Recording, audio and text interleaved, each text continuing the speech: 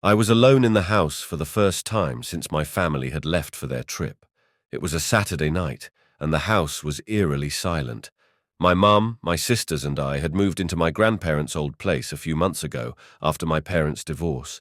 It was a massive, creaky structure with its share of quirks, perfect for scaring a teenager with an overactive imagination. That night I was determined to enjoy the solitude. I'd planned a movie marathon in the basement, the one place in the house that felt entirely mine. The basement was always cold and dark, but that night it felt even more so. I wrapped myself in a blanket, popped popcorn, and fired up the old TV. The familiar hum of the movie filled the room, and for a while, everything seemed normal. That is, until I heard them. Heavy footsteps. They came from the floor above, moving slowly from the basement to the second floor.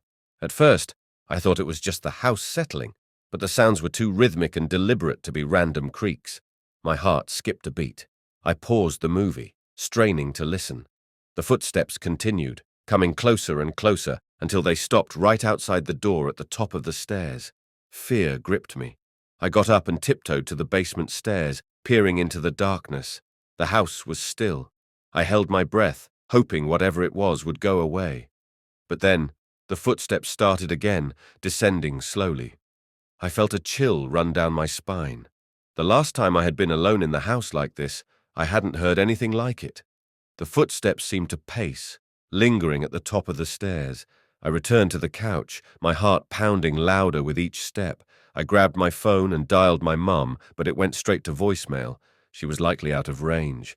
My breath came in short bursts as I tried to focus on the movie, but every little sound made me jump.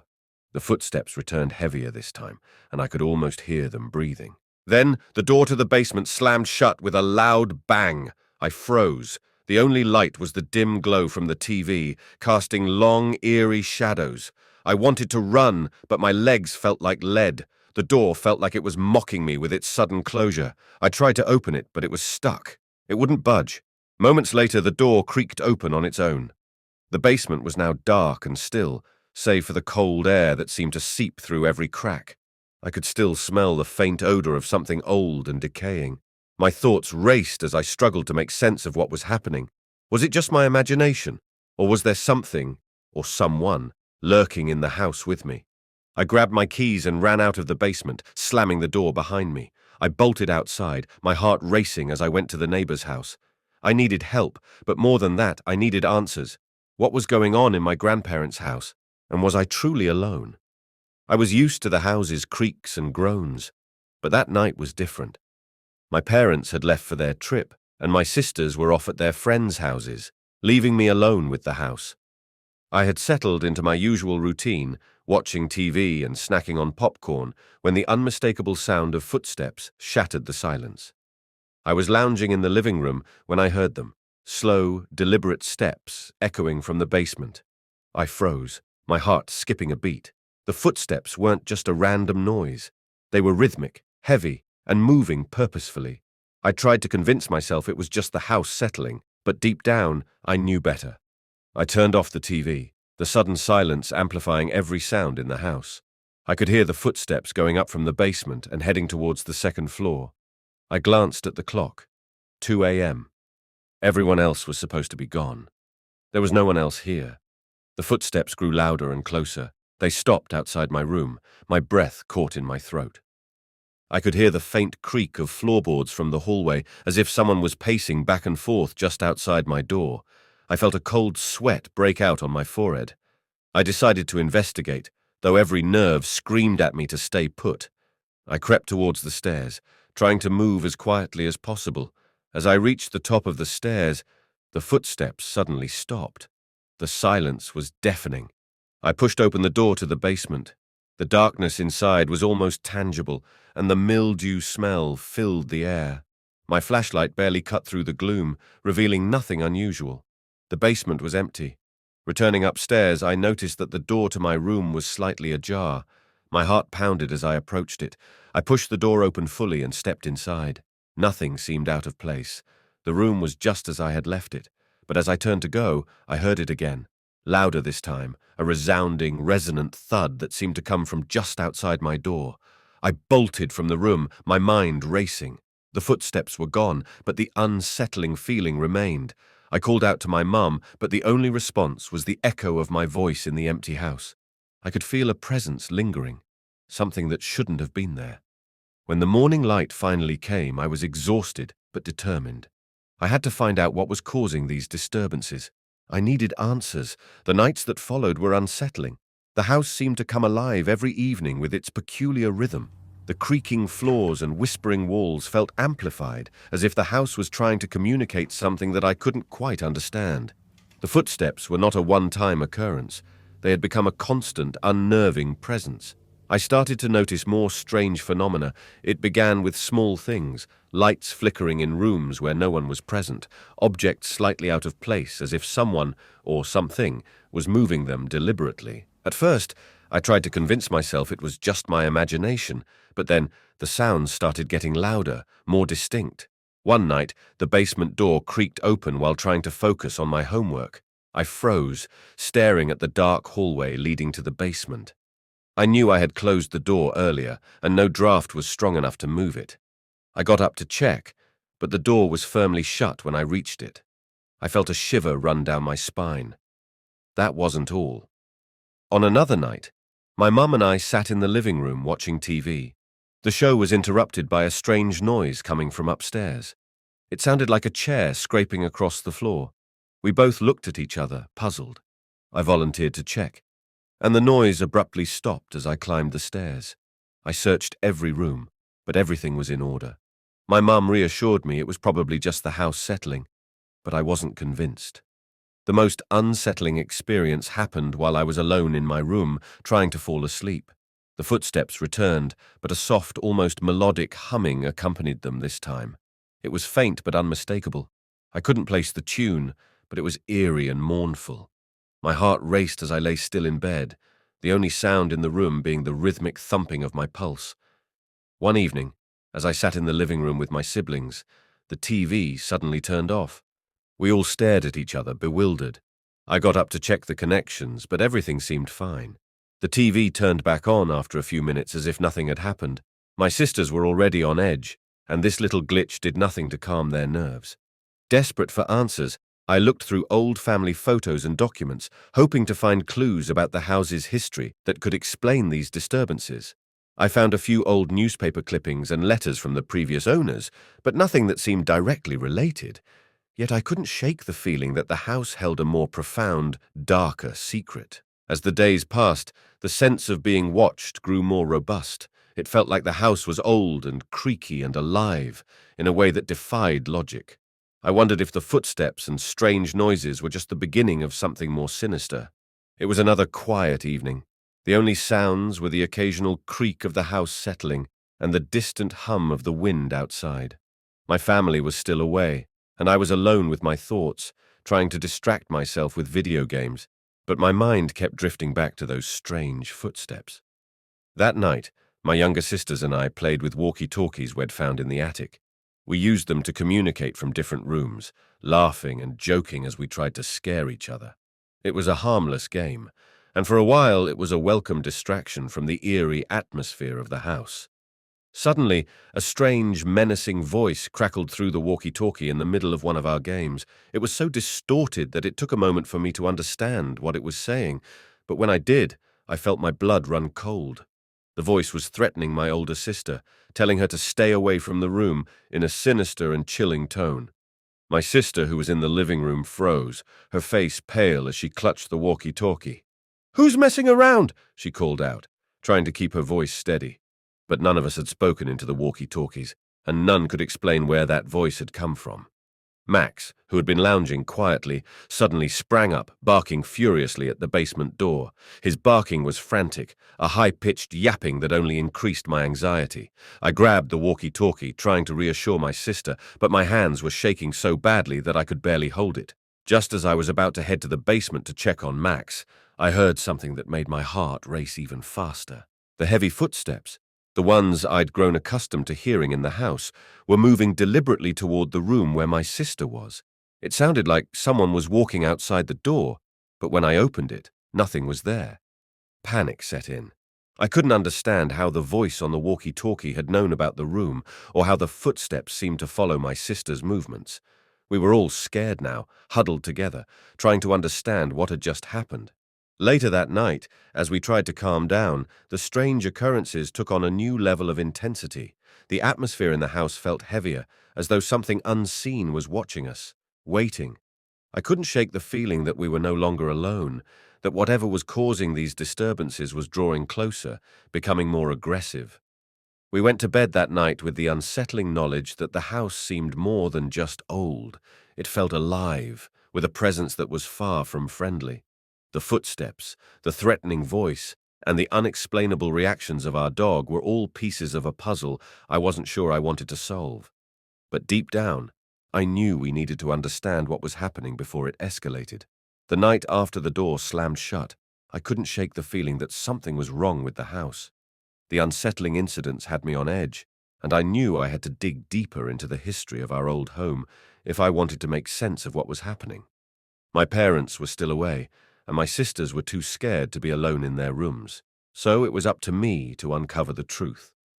I started by exploring the dusty attic, which I had always avoided due to its cobwebs and clutter. The attic was filled with old trunks, faded photographs, and boxes of forgotten memorabilia. As I rifled through the piles, I came across a stack of old newspapers and documents that seemed to have been shoved away and forgotten. I carefully unfolded one of the newspapers from the 1970s and began to read. The articles were filled with local news, but one headline caught my eye: "Mysterious disappearance of local family." The article detailed how a family had vanished without a trace from their home, which, as I discovered, was just a few blocks away from ours. The story described how their house was abandoned, and rumors of strange occurrences had circulated since their disappearance. The more I read, the more I realized that our house was not the only place with a troubled history.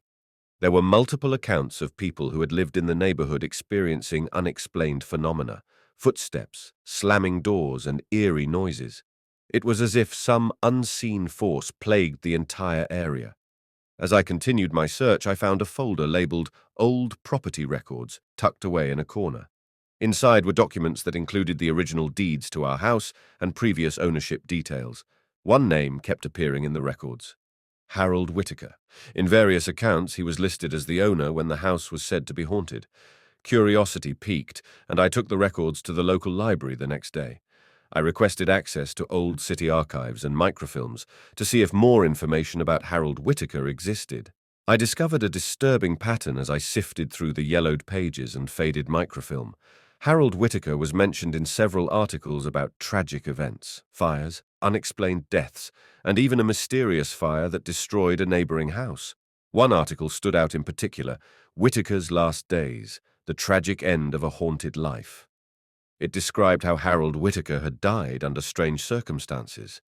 The article hinted that he had been found in his home, sitting in a chair, seemingly in a panic. Neighbors reported hearing loud banging noises from his house before the authorities arrived. It sounded eerily similar to the sounds I had heard in our house. I returned home with a heavy heart and a mind full of unsettling discoveries. Whatever was haunting our house had a deep, dark history connected to it. The pieces were starting to fit together: Harold Whitaker's death, the strange events in the house, and the recurring footsteps that had terrified us all. But one question remained unanswered. What exactly was it that was haunting our home, and why? That night, as I lay in bed trying to make sense of everything, the faint sound of footsteps began again, echoing through the empty halls. It was as if the house reminded me that my search was far from over, and that the answers I sought were still hidden, waiting to be uncovered. The nights grew longer and the air heavier as the disturbances in our house became increasingly unnerving. I had tried to brush off the strange happenings as just a series of coincidences, but each night brought a new, unsettling occurrence. The house seemed alive with restless energy, and it was impossible to ignore the feeling that something, or someone, was trying to make its presence known. One evening, after a particularly long day at school, I was lying in bed trying to fall asleep. My mind drifted back to the footsteps and the strange voice on the walkie-talkie. I tried to talk about it with my mum and sisters, but they were too frightened to discuss it in detail. They'd always brushed off my questions with nervous laughter or quick subject changes. I was left alone with my fears and growing curiosity. Just past midnight, I was jolted awake by a loud crash downstairs. My heart pounded as I strained to hear any sounds that might explain the noise. The house was silent again, except for the occasional creak of the old floorboards. I pulled the blankets around me and debated whether to investigate or stay hidden in my room. The thought of facing whatever had caused the noise paralyzed me with fear. Summoning all the courage I could muster, I quietly crept out of bed and carefully descended the hallway. Each step took forever, the house creaking and groaning around me as if alive. I froze as I reached the top of the stairs leading to the basement. The stairs, which I had always found slightly unsettling, now seemed a gateway to something far more sinister. I took a deep breath and slowly descended the stairs. The basement was pitch black, save for the faint glow of the emergency light near the furnace. The mildew smell was thick in the air, mingling with the faint odor of something else, something I couldn't quite place but found distinctly unpleasant. I reached for the light switch but was startled when the lights flickered on and off as if they were struggling to stay lit. A shiver ran down my spine as I looked around. The basement seemed different. Items that had been neatly stored were now scattered across the floor. The old wooden shelves, which had once been orderly, were now in disarray. A few boxes had been toppled over, their contents spilling like the remnants of a chaotic struggle. It was as if someone, or something, had been rifling through them in a hurry. I began searching through the mess, trying to understand what had happened. As I picked up a box and set it back on the shelf, I heard a faint rustling sound from the far corner of the basement. I turned slowly, my flashlight beam cutting through the darkness. The sound was accompanied by a low, guttural noise that sent my heart racing. I wanted to call out, but my voice was caught in my throat. Suddenly the air grew colder. I could see my breath puffing out in short, misty clouds. The basement temperature dropped so quickly that I shivered uncontrollably. I felt a presence behind me, a weight of unseen eyes watching my every move. I spun around, but the basement was empty. The rustling had stopped, and the oppressive silence returned. Determined to uncover what was happening, I continued my search, but nothing seemed out of the ordinary besides the disarray. I couldn't shake the feeling that something was lurking out of sight, waiting for the right moment to make itself known. I decided it was best to return to my room, but as I turned to leave, I heard a distinct, echoing whisper, my name being called softly from somewhere deep within the basement. I ran up the stairs, almost tripping over the last few steps in haste. My heart was pounding so loudly that I could barely hear anything else. I locked the door to my room, sinking against the wall, trying to steady my breathing. The whisper lingered in my mind, a chilling reminder that whatever haunted the house was not content to remain hidden. These strange occurrences continued to plague us, bringing more unsettling phenomena each night. It was becoming clear that whatever was in the house was growing more active, more desperate to make its presence known. The house seemed to be a living, breathing entity, haunted by something that refused to be forgotten. The house had never felt so alive or so unnervingly present. The walls seemed to hum with anticipation as I approached the basement door.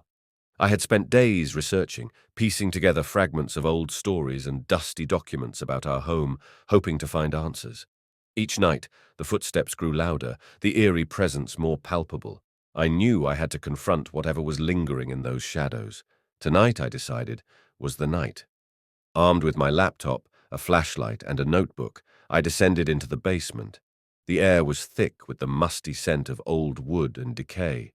I had set up a few candles around the room, their flickering light casting long, trembling shadows on the walls. It felt almost ritualistic, like I was preparing for something more significant than a mere investigation. I took a deep breath and started talking to the emptiness around me. "If there's someone here," I said, trying to keep my voice steady, "I need you to make yourself known. I want to understand what's happening." The basement was silent, except for the occasional water drip from the pipes above. I glanced at the old documents I'd spread out before me, photos of previous owners, newspaper clippings about the house's troubled past, and handwritten notes from my research. Everything pointed to a history of sadness and unresolved issues. After talking to the void for a few minutes, I decided to try a different approach. I turned on my laptop's voice recorder, hoping that any inexplicable sounds might be captured. I started asking questions about the mysterious footsteps, the voices we'd heard, and the threatening presence. I could feel the weight of the basement's history pressing down on me, a heavy reminder that I was not alone. The atmosphere in the room shifted. The air grew colder, and I shivered despite the warmth of my jacket. I noticed the candles flickering more erratically, their flames dancing as if stirred by an unseen force. I ignored the goosebumps crawling up my arms and focused on the task. Then, a soft sound caught my attention, a faint whispering, almost too quiet to discern. I held my breath, straining to hear. It was coming from the far corner of the basement, near the old furnace. The whispering grew slightly louder, and I could make out indistinct words. I couldn't understand them, but the tone was unmistakably pleading. I grabbed the flashlight and moved toward the sound. As I approached the furnace, the whispering abruptly stopped. My heart pounded as I shone the flashlight, illuminating the dark corners. The basement seemed to hold its breath, waiting for me to make the next move. I reached out to touch the cold metal of the furnace, hoping to feel anything that would explain the strange occurrences. As my fingers brushed the surface, the flashlight flickered and went out. The room was plunged into darkness, save for the flickering candlelight. Panic surged through me. I fumbled for my backup flashlight, which I kept in my pocket. The dim beam cut through the darkness, revealing the basement's eerie, unsettling state. The whispering had stopped, replaced by an oppressive silence that seemed to pulse with hidden energy. I took a deep breath and spoke again, louder this time. "Please, if you're here, show me a sign. Let me understand what's wrong." Suddenly, the basement was filled with a chilling gust of wind. The candles blew out, and I could hear the unmistakable sound of heavy and deliberate footsteps coming from the top of the basement stairs. My blood ran cold. This time, the footsteps were not just echoes from above. They were coming closer, as if something was moving toward me. I turned my flashlight toward the stairs, hoping to see what made those sounds. The light revealed nothing but the old, creaky steps, and the footsteps abruptly stopped. The silence that followed was deafening, and I felt a cold sweat on my forehead. Before I could react, a soft, almost sad voice spoke directly into my ear. "Help us." I spun around, but no one was there. The voice was gone as quickly as it had come. My heart was racing, and I was on the verge of tears.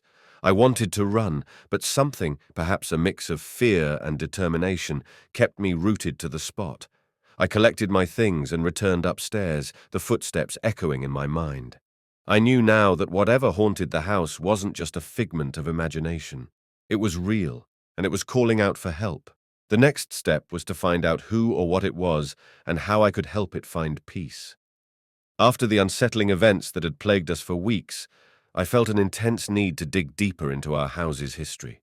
The ghostly footsteps, the threatening voice on the walkie-talkies, and the locked door that had opened by itself all pointed to something far more sinister than mere coincidence. My family's unease had only intensified, and with each passing night the house seemed to grow colder and more oppressive. One rainy afternoon, while my mum was running errands, I searched the attic. It was a place I'd always avoided, dusty, cluttered, and filled with old furniture draped in sheets. In whispers, I'd heard the attic mentioned as a place where strange things were sometimes found. Armed with a flashlight and determination, I climbed the narrow stairs to the attic. The air was thick with the musty smell of old books and forgotten memories. I carefully moved aside boxes and old trunks, hoping to uncover something that would explain the haunting. It wasn't long before I found a stack of old newspapers, yellowed with age.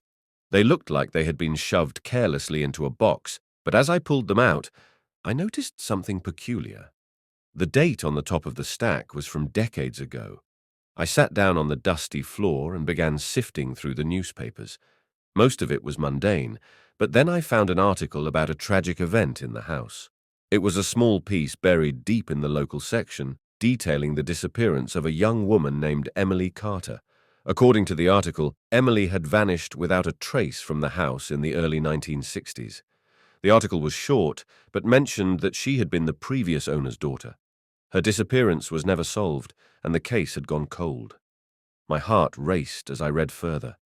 There were vague mentions of strange occurrences reported by the neighbors and some cryptic remarks about disturbances in the house before Emily disappeared. It seemed that her family had experienced eerie phenomena similar to what we were dealing with now. The more I read, the more it became clear that the house had a dark history that had been buried under layers of dust and time. I carefully folded the newspaper and tucked it away, knowing I needed more information. I headed downstairs to search for my grandparents' old photo albums in the living room. They were a treasure trove of family history and might hold some clues about Emily Carter and her family. The photo albums were in the bottom drawer of an antique cabinet. I took them out and began flipping through the pages. The faces stared back at me, smiling, posing, and frozen in time. But it was a photograph of Emily Carter that caught my attention. She was a young woman with a somber expression, her eyes full of a haunting emptiness. She looked almost familiar, like someone I'd seen in my dreams. As I studied the photograph, I noticed something odd. Behind Emily, there was a shadowy figure lurking just out of focus. It was faint but unmistakable, as though someone, or something, was standing in the background watching. My hands trembled as I realized that the figure resembled the shadow I had seen moving through the house. With renewed determination, I searched for additional records or documents related to the Carter family. I found an old journal tucked away in a box of miscellaneous papers. It was Emily's journal, filled with entries about her life, family, and growing fear of something dark within the house. The last few pages were frantic, mentioning a more potent and malevolent presence.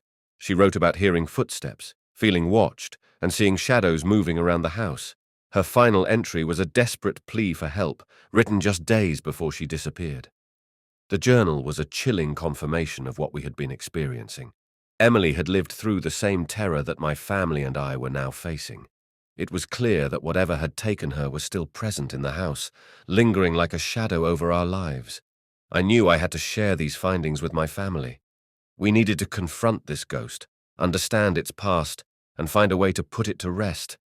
The house had secrets buried in its walls, and I was determined to uncover them all, no matter how terrifying the truth might be. I had spent countless hours piecing together the fragments of the house's troubled past.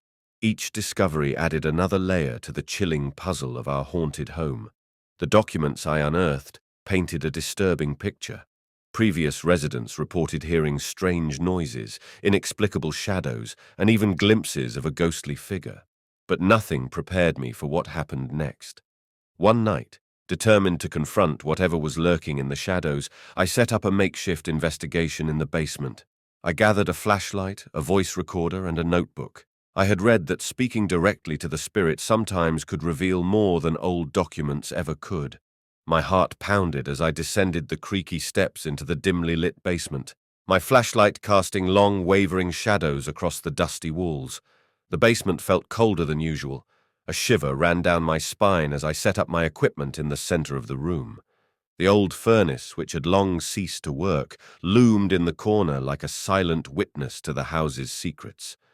I took a deep breath and began speaking, trying to keep my voice steady. "Is anyone here?" I asked, my voice echoing slightly in the space. "If there is something you want to tell me, I'm listening." The silence was oppressive. I felt the weight of the air around me, heavy with anticipation. I reviewed the history I'd gathered, thinking about the people who had lived here before us and the rumors of a tragic incident. I hoped that these elements would provide clarity. I repeated my question, feeling a mixture of hope and dread. As I waited, the temperature seemed to drop even further. I could see my breath in the cold air. Then, without warning, I heard the same heavy footsteps that had haunted us for months. They were coming from the far end of the basement, moving toward me with a deliberate pace. My flashlight flickered, and I had to breathe to steady my nerves. The footsteps grew louder and more distinct until they seemed right behind me. I spun around, shining the light in every direction, but no one was there.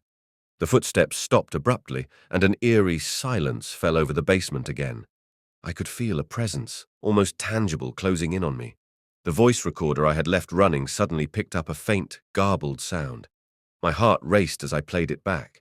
The static noise became more coherent, a low, sorrowful whisper that repeated my name. "Help me," the voice seemed to say. I felt a chill as the words sank in. It was a plea for help that resonated with the stories I had read. I could sense that voices, frustration, anger, and desperation. It was clear now that whatever was haunting the house had been trying to communicate, and it had been waiting for someone to listen. "Who are you?" I asked, my voice trembling. "What do you want?" The basement responded to my question with a sudden gust of wind that rattled the old furnace and caused a loose window to slam shut. The air grew thick, almost suffocating. I saw something move in the dim light, a shadow darting across the corner of my eye. It was fleeting but unmistakable. I followed the shadow as it moved toward the old furnace. The air around the stove felt colder and more intense. As I approached, I noticed something I hadn't seen before. Scratches on the wall, faded but still visible. They formed a pattern, and as I traced them with my flashlight, I realized they resembled a name. David. The name sent a shiver down my spine. It matched the name of the man who had died in this house decades ago under mysterious circumstances. The ghost was David, and it seemed he had been trying to get my attention all along. With a renewed sense of urgency, I spoke into the darkness. "David, if you're here, I want to help you. Please, tell me what you need." The temperature around me continued to drop, and the shadowy presence seemed to gather strength. A final, mournful sigh filled the room, and then, as suddenly as it had begun, everything fell silent. The footsteps were gone, the cold was receding, and the oppressive feeling lifted. I stood there, stunned and emotionally drained. The basement felt different now, lighter, like a burden had been lifted. David's story had been heard, and though the mystery wasn't fully resolved, it was clear that he was no longer alone. I felt a sense of closure, knowing I had done what I could to bring his story to light. The house was eerily quiet as I went to the basement, my flashlight casting long, wavering shadows on the walls. I'd spent the last few days digging through old records and newspaper clippings about the house's history, uncovering disturbing accounts of unexplained phenomena and tragic events. It seemed that every odd noise, every unexplained occurrence, had a story rooted in the house's dark past. Tonight, I was determined to confront whatever was haunting us. As I reached the basement door, I paused, listening intently.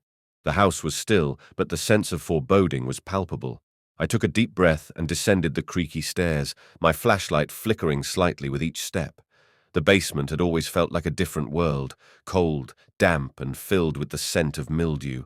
It felt even colder tonight, as if the temperature had dropped several degrees. I set my flashlight on the floor and began arranging the old documents and notes I had brought. They told the story of a tragic accident that had occurred decades ago, involving a previous occupant of the house who had died under mysterious circumstances. It seemed that the previous owner, Mr. Thomas, had been found dead in the basement. His death ruled an accident, but the reports mentioned strange, unsettling details about his final days. As I sifted through the papers, the hairs on my neck prickled. I couldn't shake the feeling that I was being watched. The sensation grew stronger as I continued to read, and my flashlight flickered ominously, casting eerie patterns on the walls. Then it happened. A heavy, slow-footed step echoed through the basement, followed by another. I could feel my heartbeat quicken. The footsteps were unmistakable, the same ones I had heard countless times. I knew now that I wasn't alone. I turned off my flashlight, hoping that the darkness might conceal me from whatever was coming. The footsteps grew louder, more deliberate. I could hear them approaching, getting closer and closer. My breathing was shallow, and my hands trembled as I tried to keep calm. The footsteps halted just behind me, and I could feel a presence, a heavy, oppressive weight in the air. Gathering every ounce of courage I had, I slowly turned around. The basement was bathed in a cold, pale light that seemed to come from nowhere, and there at the edge of the light stood a shadowy figure. It was translucent and vaguely human-shaped, with eyes that glowed faintly in the darkness. "Mr. Thomas," I managed to whisper, my voice barely audible. The figure didn't move, but I could sense a deep sadness emanating from it. I took a cautious step forward, trying to focus on the ghostly form. "I've been trying to understand what happened to you. Can you tell me?" The figure's eyes seemed to lock onto mine, and for a moment I felt an overwhelming wave of emotion, grief, fear, and a desperate longing for closure. The figure began to fade in and out of view, its form wavering like a reflection on water. Suddenly, I heard a faint but clear voice coming from the figure. "Not accident! Betrayal!" The words were fragmented, but they painted a vivid picture of a man wronged and left to suffer. The voice was tinged with deep sorrow, and I could sense Mr. Thomas was trying to communicate something vital. "Betrayal?" I echoed, trying to understand. The figure nodded slowly, its form becoming less distinct. It began to fade away, but not before one last sorrowful look. I could feel the finality of its departure, as if it was finally at peace with the truth coming to light. The basement fell silent once more. I stood there alone, my mind racing with the revelation. Mr. Thomas had not died by accident. There was a deeper story of betrayal and sorrow that had been hidden for years. The documents had only scratched the surface of the tragedy that had occurred. I felt a strange sense of relief as I climbed the stairs back to the main floor. The house still felt eerie, but there was a new sense of understanding that the restless spirit had finally found some semblance of peace. I didn't know what the future held for the house or me, but for the first time in a long while, I felt as though I could finally put the mystery to rest. The footsteps had stopped, and the oppressive weight hung over the house seemed to lift. Whatever had been haunting us was gone, leaving behind a comforting and unsettling silence. The house was still old and creaky, but it now felt a little less haunted, a little more like home.